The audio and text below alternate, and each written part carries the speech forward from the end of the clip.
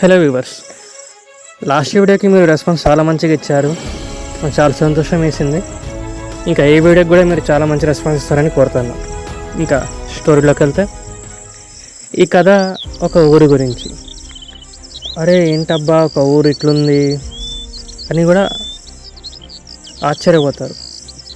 అంటే మనకు తెలిసినంతగా ఊరు ఎంత మంచిగా ఉంటుంది అంటే పీస్ఫుల్గా, ప్రశాంతంగా, ప్రకృతి అసలు గ్రీనరీ మొత్తం పచ్చదనం అట్లా ఉంటుంది. అరే అవును కదరా ఊరు ఇట్లా ఉంటుంది, కానీ ఈ స్టోరీ ఏంటి హాంటెడ్ విలేజ్ అంటున్నారు, గోస్ట్ టౌన్ అంటున్నారు. ఇది the ghost town of India. ఇది నేను పెట్టిన పేరు, ఎవరు చెప్పిన పేరు కాదు. మన ఇండియన్ గవర్నమెంటే దీనికి the ghost town of India అని పేరు పెట్టింది. The ghost town of India ఈ పేరుకి అసలు ఊరికి సంబంధం ఏంటి, అసలు ఎందుకన్నది అట్లా. ఈ ఊరి పేరు కుల్ధారా. అయితే పాలివాల్ బ్రాహ్మిన్స్ వచ్చి ఇక్కడ వలసకు వచ్చి వాళ్ళు ఇక్కడ ఉండిపోయారు. ఇంకా వాళ్ళు ఎట్లా అంటే సంవత్సరం మొత్తంలో ఒకసారి పండించి దాన్ని నిల్వ ఉంచి సంవత్సరం మొత్తం వాడేవారు. ఎందుకంటే రాజస్థాన్లో అక్కడ ఎండలు ఎక్కువ ఉంటాయి, నిల్వ వస్తుండేది కాదు ఆ టైంలో కూడా అట్లా. కానీ ఇప్పుడు ఇట్లా ఇంత మంచిగా ఉన్న ఊరు ఎందుకబ్బా ఇట్లా హాంటెడ్ అంటే అక్కడ దయ్యాల భూతాలు ఉన్నాయా అట్లా ఇట్లా అంటున్నారంటే, గోస్ట్ టౌన్ అనే పేరు ఎందుకు పడ్డదంటే ఈ కథ 13వ శతాబ్దం నాటిది. కరెక్ట్గా చెప్పాలంటే 1275. ఆ సంవత్సరం లేదా ఆ సంవత్సరం దగ్గరలో ఒక సంఘటన ఈ ఊరినే మార్చేసింది. ఆ ఊరు ఒక రాజు సంస్థానంలోకి వచ్చేది. అంటే ఇప్పుడు ఆ టైంలో రాజులు ఎక్కువ మంది ఉండేటోళ్ళు. అంటే అప్పుడు ఇట్లా లేదు కదా, బ్రిటిషర్స్ కూడా రాలేదు. 13వ శతాబ్దం అంటే అక్కడ ఇంకా రాజుల కాలమే అనుకోండి. అయితే ఆనాటిలో ఇంకా ఆ ఊరు నుంచి పన్ను తీసుకెళ్ళడానికి సాలిం సింగ్ అనే ఒక మంత్రి ఉండేటాడు. అంటే ట్యాక్స్ కలెక్టర్ ఆయన. సాలిం సింగ్ అనే ఆయన మస్తు క్రూరమైనవాడు. అసలు కనికరించకుండా చంపేసేవాడు ఏదైనా తప్పు జరిగితే. అట్లా ఆయన ఒక రోజు పన్ను కోసం ఊరికి వచ్చి మొత్తం పన్ను తీసుకొని వెళ్ళేటప్పుడు ఆయన కళ్ళ ముందుకు ఆ ఊరి సర్పంచ్ కూతురు వస్తుందంటే ఆమె ఇక్కడికి వెళ్తూ ఉంటుంది. ఈయన గుర్రం మీద వెళ్ళేటప్పుడు కనపడుతుంది. అయితే ఆమెను చూడగానే ఈయనకు బాగా నచ్చిద్ది. ఇంకా అక్కడికక్కడే అందరి ముందు చెప్పేశాడు, ఈ అమ్మాయి నేను పెళ్లి చేసుకోవాలనుకుంటున్నా, పెళ్లి చేపియండి అని. మీకు ఒక రాత్రి దాకా గడువిస్తున్నా, రేపు పొద్దున్న వస్తాం, మళ్ళీ మీ డెసిషన్ ఏంటో చెప్పండి అని. ఇంకా అట్లా చెప్పి వెళ్ళిపోతాడు. ఇంకా ప్రతి ఒక్కరికి తెలుసు సాలిం సింగ్ ఎంత క్రూరమైనడో, కావాలనుకుంది కావాలి, లేకపోతే అందరినీ వదలడు, ఏమైనా చేస్తాడని.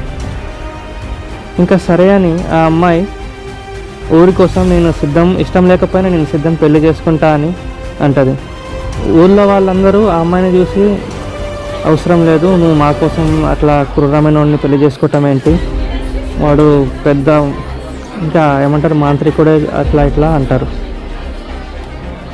దానికి ఊరోళ్ళు, నువ్వు మా కోసం వాడిని పెళ్లి చేసుకోవటం ఏంటి, వాడు చాలా క్రూరమైన వాడు కదా, నిన్ను బాగా చూసుకోడు, నీ అందాన్ని చూసి వాడు వచ్చిండు అని ఇట్లా అని వాళ్ళు ఒప్పుకోరు. ఏం చేద్దామంటే వాళ్ళకి ఇంకా ఒక రాత్రే సమయం ఉంది, ఏం చేయాలో ఆ ఒక్క రాత్రే చేయాలి.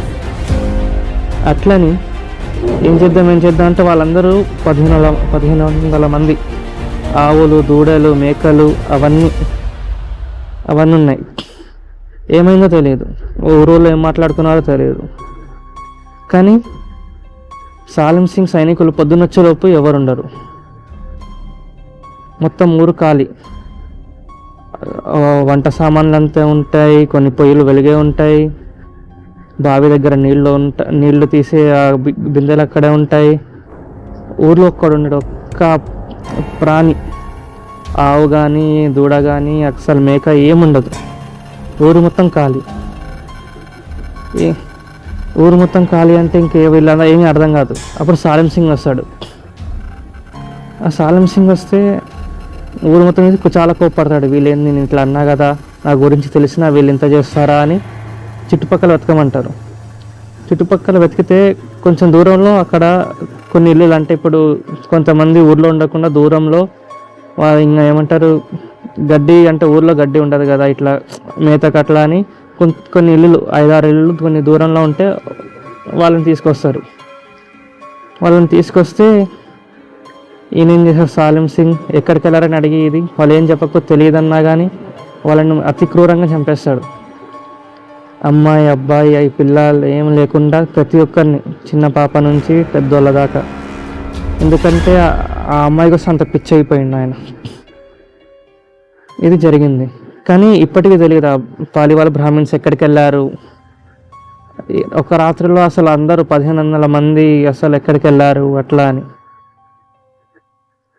అయితే ఇంకో చాలామంది నమ్మేది ఏంటంటే పాలివాల్ బ్రాహ్మిన్స్ ఎవరైతే వెళ్ళారో, బ్రాహ్మిన్స్ అని మీకు తెలిసే ఉంటుంది, వాళ్ళు ఆచారాలు మొత్తం కరెక్ట్గా ఫాలో అవుతారు.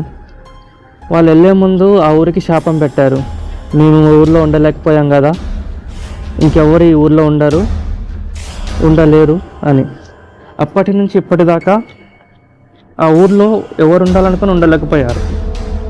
మీరు కరెక్ట్గా చూస్తే చాలా, మనం యూట్యూబ్లో చూస్తే చాలా వీడియోస్ ఉంటాయి, కుల్ధారాలో ఒక నైట్ ఉన్నాం అట్లా ఇట్లా అని. వాళ్ళు చెప్పేది నిజమే, వాళ్ళు కుల్ధారాలో ఉన్నారు, కానీ ఒక్కళ్ళు కూడా ఇంట్లోకి వెళ్ళి ఇంట్లో ఒక నైట్ స్పెండ్ చేయలే. మీరే ఆలోచించండి.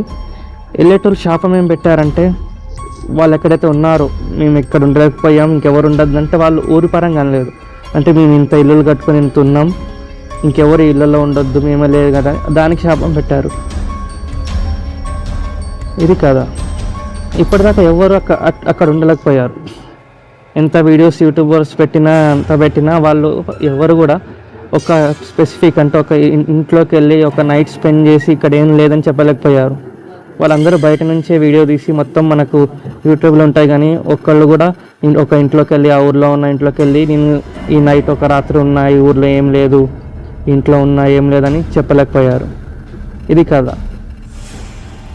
ఇట్లా ఇది నిజాల కాదా అని మన ఇండియాలోనే ఒక పారానార్మల్ యాక్టివిటీ గ్రూప్ ప్యారిస్ అని ఉంటుంది వాళ్ళది యూట్యూబ్ ఛానల్, వాళ్ళు ఇన్వెస్టిగేషన్ చేయడానికి వెళ్ళారు. వాళ్ళు అంటే వాళ్ళు ప్రొఫెషనల్స్, ఇంకా ఐ మీన్ పారానార్మల్ యాక్టివిటీస్ ఏమో దాని గురించి చాలా రీసెర్చ్ చేస్తారు. వాళ్ళు ఇంకా ఎక్స్పర్ట్స్ అనుకోండి ఆ ఫీల్డ్లో, వాళ్ళ ఇంకా తోపులు, ఇంకా మన భాషలో చెప్పాలంటే. వాళ్ళు వెళ్తే వాళ్ళు చాలా ఆత్మలతో మాట్లాడటం జరిగింది. అంటే అక్కడ చాలామంది చనిపోయారని కూడా తెలిసింది వాళ్ళకి. అయితే ఈ వీడియో కూడా యూట్యూబ్లో ఉంటుంది, మీకు కింద లింక్ పెడతా, చూసుకోవచ్చు కావాలంటే.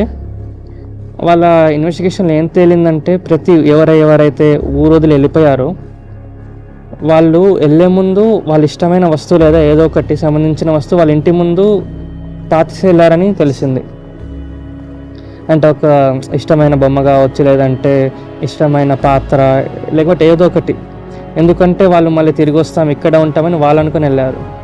అట్లా వస్తే ఇది గుర్తుకుంటుంది కదా అని వాళ్ళు అట్లా దాచిపెట్టుకొని వెళ్ళటం జరిగిందంట. ఇది నేను సొంతంగా చెప్పే కథ కాదు, ఇది జరిగింది అక్కడ. వీడియోలో ఏముందో మీకు ఎగ్జాంపుల్గా చెప్తున్నాను, లింక్ మీకు ప్రొవైడ్ చేస్తా కింద, చూడండి అది కూడా. ఇంకేంటంటే ఇట్లానే ఈ సంఘటనలో ఒకటి ఖూనీ మండే అని యూట్యూబ్ ఛానల్ ఒకటి ఉంటుంది. ఆ యూట్యూబ్ ఛానల్ ఓనర్ ఒకసారి ఇట్లా రాజస్థాన్కి ట్రిప్కి వెళ్తే ఆయన కుల్ధారా వైపు కూడా వెళ్ళారంట బస్సులో వెళ్తుంటే ఆయన ఇంకా కుల్ధారా లాగితే ఇంకా తెలియదు. ఇంకా నిజం చెప్పాలంటే కుల్ధారా పొలిమేరకి వెళ్తే మనకు టైం అర్థం కాదు, మొత్తం మారిపోతుంది. ఇంకెళ్తే ఆయన మొత్తం తిరుగుతున్నారంటే అప్పుడు మనకు ఏమంటారు, ఇసుక తుఫాన్ అంటారు కదా, అది వచ్చింది. ఇసుక తుఫాన్ వస్తే ఇంకేం అర్థం కావట్లే, ఇంకా బస్సు ఒక చోట ఆపేసి ఉన్నారంట.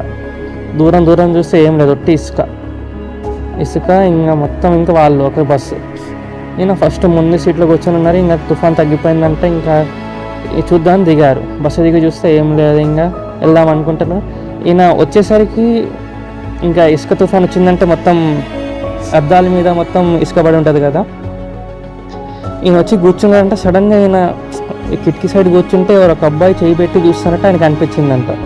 ఈయన ఇంకా తిరిగి చూసేలోపు అక్కడ ఏం లేదు, అబ్బాయి లేరు, ఏం లేదు. దూరంగా చూసినా ఎవరు లేరు.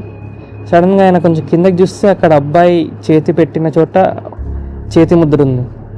అంటే ఇప్పుడు ఇసుక ఉంది కదా, ఇసుక పడితే దేని మీద అయినా మనం చేతి ముద్ర పెడితే అది ఇసుక ఉండదు కదా ఆ చోట్ల, అట్లా. ఈయనకు అది కొంచెం ఆశ్చర్యం వేసింది. ఇది కూడా ఆయన ఒక పోడ్కాస్ట్లో చెప్పడం జరిగింది.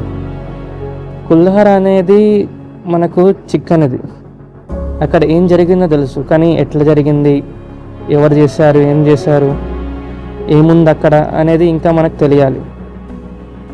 ఇది హిస్టరీ అనేది మనకు ఇంకా దాని హిస్టరీ ఏం తెలియదు. మన పుస్తకాల్లో కూడా దీని గురించి ఎక్కడ లేదు. ఇవన్నీ పెద్దలు చెప్పుకుంటూ వస్తున్నాయి, కులధార నుంచి ఇట్లా వెళ్ళిపోయారు అది ఏది అని. కానీ అదొక రహస్యమైన చోటు. అందుకే మన భారతదేశం కూడా దాన్ని the ghost town of India అని పేరు పెట్టారు. ఇంకా అది ఆరైతే ఆ పొలిమేరలోకి కూడా ఎవరిని వెళ్ళనియరు. పోలీసులు బ్యారికేడ్ వేసేస్తారు. ఇంకా అంతే. మళ్ళీ పొద్దున్న 8 తెరుస్తారు. ఇక అక్కడికి వెళ్ళాలన్నా గవర్నమెంట్ పర్మిషన్ కావాలి. చాలా వరకు దొరకదు. ఇంకా చాలా కష్టపడి వాళ్ళ దగ్గరికి వీళ్ళ దగ్గరికి వెళ్తే దొరికిద్ది. ఇలాంటి చోటుని మీరు వెళ్ళాలనుకున్నా కానీ వెళ్ళకండి అంటే, ఎందుకంటే అక్కడ మనకు తెలియని శక్తులు ఏమన్నా చెప్పలేము.